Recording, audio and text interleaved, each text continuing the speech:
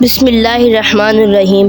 ایک ایسی قوم جن کے لیے بھوک صرف ایک لفظ تھا، جن کے شہر میں تنگی کا کوئی تصور ہی نہیں تھا، جہاں سونا مٹی کی طرح تھا اور پانی رحمت کی طرح بہتا تھا۔ پھر سوچئے، صرف ایک چھوٹا سا چوہا اور معریب کا عظیم بند اپنی لکھی ہوئی تقدیر سے جا ملا۔ فوج کا نہ حملہ، نہ زلزلہ، نہ آسمان بجلی، بس اللہ کا ایک حکم اور ایک رات، اور دنیا کی سب سے امیر سلطنت زمین کے نیچے دفن۔ یہ وہ واقعہ ہے ناظرین جس کا ذکر اللہ نے خود قرآن میں کیا ہے۔ قوم سبا، جنت سے جہنم تک کا سفر، اور یقین مانیے جو آگے آنے والا ہے وہ آپ کو اندر تک ہلا دے گا۔ قوم سبا عرب کے جنوبی حصے میں آج یمن کے علاقے میں آباد تھی، لیکن یہ کوئی عام قوم نہیں تھی، یہ دنیا کی سب سے زیادہ خوشحال قوم تھی۔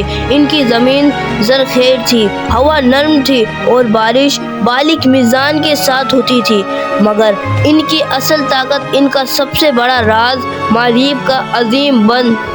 یہ ڈیم اتنا عظیم تھا کہ اس کے ذریعے دونوں جانب پھیلے ہوئے باغوں کو پانی ملتا تھا، پھل اتنے زیادہ کہ مسافر وہاں جب گزرتا تو بھوک کا احساس ہی نہیں ہوتا۔ قرآن اس منظر کو خود بیان کرتا ہے۔ سبا کے لیے ان کے رہنے کی جگہ پر ایک نشانی تھی، دائیں اور بائیں دو باغ، اور پھر اللہ فرماتا ہے اپنے رب کا رزق کھاؤ اور اس کا شکر ادا کرو۔ یہ صرف دولت نہیں تھی، یہ اللہ کی رحمت کا نظام تھا، یہ تھی زمین پر جنت۔ اسی قوم کی سب سے مشہور حکمران رانی بلقیس۔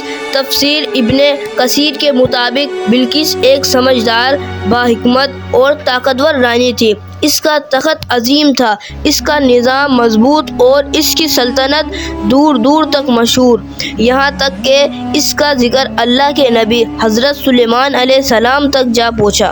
حضرت سلیمان علیہ السلام وہ نبی جنہیں اللہ نے ایسی طاقت دی جو کسی اور کو نہیں ملی۔ جنات ان کے حکم میں، پرندے ان کی زبان سمجھتے اور ہوا ان کے لیے چلتی۔ انہوں نے بلقیس کو خط بھیجا۔ قرآن اس خط کے الفاظ بیان کرتا ہے۔ یہ خط سلیمان کی طرف سے ہے اور یہ اللہ کے نام سے شروع ہوتا ہے، اور دعوت دی اللہ کے آگے سجدے میں جھک جاؤ۔ بلقیس نے مشورہ کیا، تحفے بھیجے، سونا چاندی جواہرات، مگر سلیمان علیہ السلام نے سب واپس کر دیا اور فرمایا جو اللہ نے مجھے عطا کیا وہ تمہاری دولت سے کہیں بہتر ہے۔ یہاں بلقیس سمجھ گئی کہ یہ کوئی عام بادشاہ نہیں، یہ اللہ کا نبی ہے۔ پھر وہ خود سلیمان علیہ السلام کے پاس آئی، اور جب شیشے کے محل میں داخل ہوئی تو پانی سمجھ کر اپنا لباس اٹھایا۔ جب حقیقت کھلی اس وقت بلقیس نے کہا، اے پروردگار، میں غلط تھی، اب میں اللہ پر ایمان لاتی ہوں۔ اور تفسیر ابن کثیر کے مطابق بلقیس کے بعد قوم سبا نے بھی اسلام قبول کر لیا۔ یہ تھا سبا کا روحانی اور دنیاوی عروج، مگر وقت ہمیشہ ایک جیسا نہیں رہتا۔ بلقیس کا دور ختم ہوا، نسلیں بدلی، حکمران بدلے، اور وقت کے ساتھ شکر کی جگہ غرور لے اور ان کی قوم کہنے لگی، یہ باغ ہم نے بنائے، یہ بند ہم نے خود کھڑا کیا، یہ دولت ہماری عقل کا نتیجہ ہے۔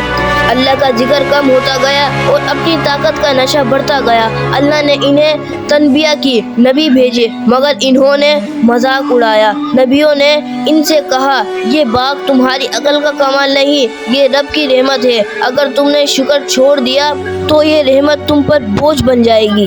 لیکن قوم سبا ہنس دیتی، وہ جواب دیتی، تم ہمیں ڈراتے ہو، دیکھو ہمارا معریب بند پہاڑوں کی طرح مضبوط ہے، کیا تمہارا رب اسے بھی گرا سکتا ہے؟ نبی کہتے، اللہ جب پکڑتا ہے تو وجہ بڑی نہیں ہوتی، صرف اس کا حکم کافی ہے۔ مگر قوم کے چہروں پر صرف گھمنڈ تھا، اگر عذاب آنا ہوتا تو کب کا آ چکا ہوتا۔ ہماری سلطنت محفوظ ہے، ہمارے بند لازوال ہیں، ہمیں کوئی تباہ نہیں کر سکتا۔ سال گزرتے گئے، اللہ کے نبی نے بار بار سمجھایا، رحمت قہر بننے سے پہلے سدھر جاؤ، مگر ان کے دل پتھر ہی رہے۔ ہماری برابری کرنے چلا ہے، اس کی اوقات ہی کیا۔ روایتوں کے مطابق معریب ڈیم کی بنیاد میں چوہے نے سوراخ کرنا شروع کیا۔ لوگ دیکھتے رہے مگر غرور میں اندھے تھے، اور لوگ کہنے لگے، یہ بند ہماری طاقت کی نشانی ہے، یہ چوہے اس کا کچھ نہیں بگاڑ سکتے۔ پھر وہ رات آئی، لوگ سو رہے تھے، شہر خاموش تھا، اور معریب ڈیم آخر سانس لے رہا تھا۔ پہلے ایک آواز آئی، پھر دوسری، اور اچانک بند ٹوٹ گیا۔ پانی جو کبھی رحمت تھا اب قہر بن چکا تھا۔ لوگ چیخنے لگے، بند تو مضبوط تھا، خدا کے لیے بھاگو، مگر بھاگنے کا کوئی راستہ نہیں تھا۔ قرآن کے الفاظ ہیں، پھر ہم نے ان پر بند توڑ دینے والا سیلاب بھیج دیا۔ نبی کی آوازیں گونجتی رہی، یہ وہی ہے جس سے تم انکار کرتے رہے۔ پھر وہ کہنے لگے، یا اللہ ہمیں بچا لے، ہم سے غلطی ہو گئی، میری مدد کرو۔ اٹھتی لہریں شہر پر گرتی گئی، ہر کونے کو اپنی لپیٹ میں لے رہی تھی۔ گھر، باغ اور بازار سب ایک ساتھ ڈوب گئے۔ لوگ چیخ رہے تھے، صرف اپنی جان بچانے کی کوشش میں۔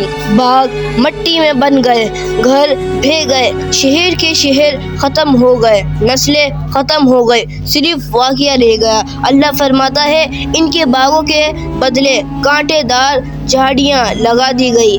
یہ سزا کیوں تھی؟ یہ ہر انسان کے دماغ میں سوال آتا ہے۔